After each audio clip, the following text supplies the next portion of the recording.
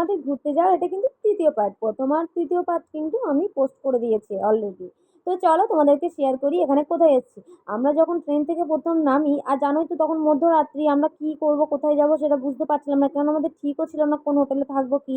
তো ওখানে নামার পর সঙ্গে, সঙ্গে ভয়ের কিছুই ছিল না। কারণ ওখানে অনেকে দালাল বলে যেগুলোকে, তো সেইসব মানুষজনগুলো ছিল আর ডাকাডাকি করছিল। তো তারা এনে আমাদেরকে সোজা একটা সেন্টারে ঢুকিয়ে দিল।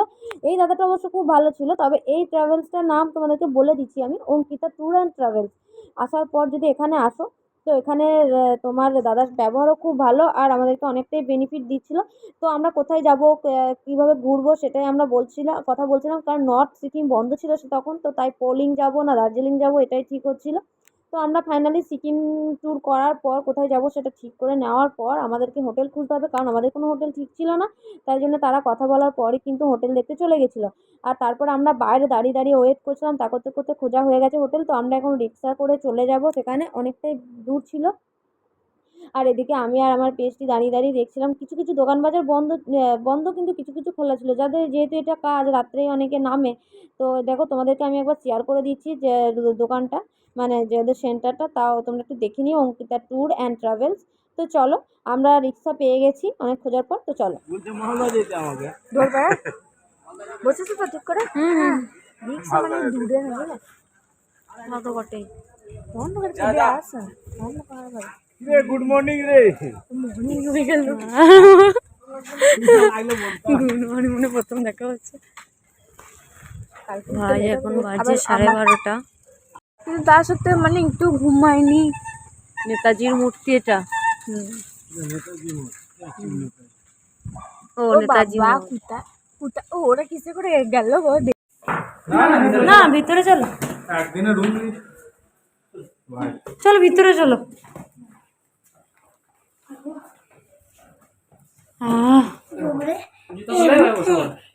আচ্ছা ঠিক আছে না রুম। হ্যাঁ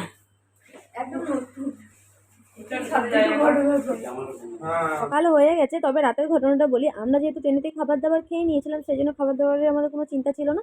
আমরা একটা রুমই ভাড়া নিয়েছিলাম, কারণ আমরা একসাথে থাকবো বলেই প্ল্যান করে গেছিলাম। আর আমরা প্রত্যেকটা জায়গাতেই আমরা একটা করেই রুম নিয়েছি আর খুব মজা করেছিলাম। তো চলো একটু বাইরের পরিবেশটা তোমাদের দেখাচ্ছি, কারণ আমরা তখনও ছিলাম এনজেপিতে। তো আর সেখান থেকে চাটা খেয়ে নিয়ে আমরা বেরিয়ে যাচ্ছিলাম, মানে বেরিয়ে যাওয়ার উদ্দেশ্যে রেডি হয়ে গেছিলাম। আর এদিকে দেখো ওরা দুই বন্ধু মিলে চা খাচ্ছে আর আমরা রেডি হয়ে নিয়ে আমি একটু ভিডিও বানাচ্ছিলাম। কি অবস্থা, একটা রাত ঘুমাইনি, দুটো রাত ঘুমাইনি। ও তারপরে মানে আনন্দ হচ্ছে, কিন্তু খুব সত্যি বলছি টায়ার্ড লাগছিলো। এরপরে যাচ্ছি পাহাড়, মানে বুঝতে পারছো শরীরে কতটা এনার্জির দরকার আছে। আর সত্যি বলতে না, আমরা যেখানে ছিলাম সেখানের মানে সামনেই ছিল বাজার। তো সকাল হওয়ার পর বুঝতে পারলাম যে এটা কোন জায়গায় ছিলাম। রাত্রে কিছু বুঝতে পারিনি, কারণ আমাদের রুম খুঁজতে টুজতে অনেকটাই দেরি হয়ে গেছিলো। মানে প্রায় 1:30 2টো আমরা রুমে এসেছি। তো তারপরে কিছুক্ষণ রেস্ট নেওয়ার পরেই আমাদের যেহেতু গাড়ি রেডি হয়েছিল, তো আমরা চলে গেছিলাম গাড়ির কাছে। একটু গাড়িটার একটু ছবিও তুলে নিচ্ছিলাম। আর যে জিনিসপত্রগুলো ঠিকঠাক গুছিয়ে রাখা হলো নাকি সেটাও দেখে নিলাম। আর এখান থেকে বেরিয়ে যাচ্ছি একদম গ্যাংটক যাওয়ার উদ্দেশ্যে। একদম ওখানে গিয়ে থামবো। তো চলো তোমাদের সঙ্গে একটু শেয়ার করি।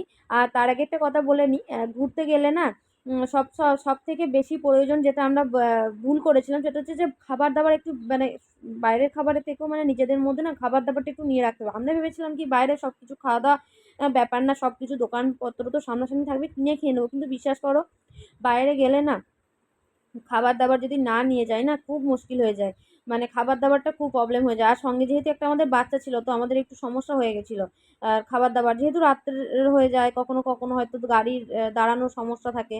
তো এত কিছুর পরও আমরা যাই হোক সব কিছু পেরিয়ে আমরা এখন গ্যাংটকের উদ্দেশ্যে যাচ্ছি। আর এই বেস্টির তো বমি হয় জানো, পাহাড়ে গেলে একটুও টেনশন করছে, তাই দেখছে ওষুধ খেয়ে নিচ্ছে। আমার অবশ্য ওইসব নিয়ে কোনো টেনশন নেই, কারণ আমার এইসব বমি টমির পার্ট আমি অনেক আগেই মানে উঠিয়ে দিয়েছি। মানে এইচএসে যখন পড়তাম তখনও আমার এত বমি পেতো কি বলবো, ওষুধ ছাড়া আমি বাইরে বেরোতে পারতাম না। কিন্তু কলেজে ভর্তি হওয়ার পর থেকে যাওয়া আসা করতে করতে সমস্তটাই অভ্যাস হয়ে গেছে। এখন 4 চাকা বলো বাস বলো, মানে আমাকে যত দূর নিয়ে যাবে আমি আরামসে চলে যাবো, এরকমই ব্যাপার আমার। তো চলো, আমাদের সঙ্গে গল্প করতে করতে আমাদের গ্যাংটক যাওয়ার জার্নিটা তো শুরু হয়েই গেছে। তো চলো যাওয়া যাক। আর এই যতবার এই ভিডিওটা দেখি না ততবার কি মন খারাপ হয় আর কি ভালো লাগে। সেই মুহূর্তগুলো ক্যামেরাবন্দি করাটা সত্যিই প্রয়োজন আছে। তবে এখন ব্লগটা শেষ করছি এখানেই। এখনকার মতন টাটা। দেখা হচ্ছে নেক্সট ব্লগে। ততক্ষণ পর্যন্ত সুস্থ থেকো, ভালো থেকো।